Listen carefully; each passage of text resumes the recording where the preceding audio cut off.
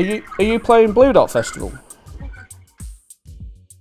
So the brief that Bluedot have given me is the history of space rock, which, I mean, I kind of usually play that by default, really, thinking about it. It's not, you know, I think if I was to like take all my records out of my bag and put them space rock ones back in, I'd probably be just using the same records again, you know. But I looked through the Finders Keepers catalogue and realised that actually how much sort of cosmic records we've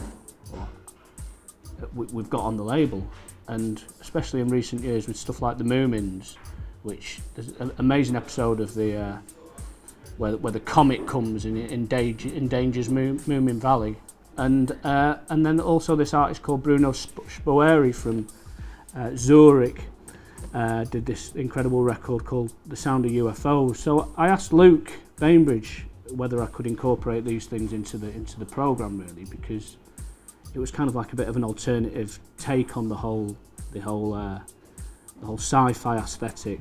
And he just said, "Why don't you bring them all with you?" So it's quite a comprehensive thing, really, that we're doing.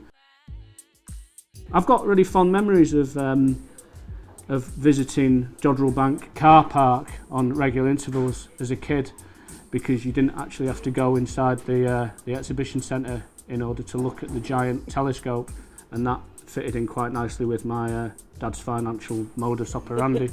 So so I've ate a lot of cheese sandwiches in the car park of Jodrell Bank over the years.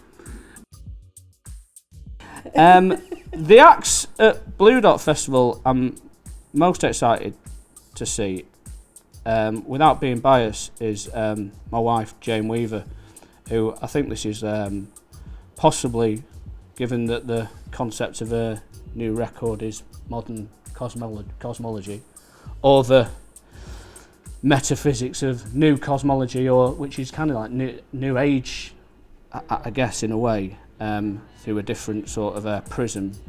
It seems like the perfect environment for her to play. So I think she's especially excited to play in front of the giant telescope.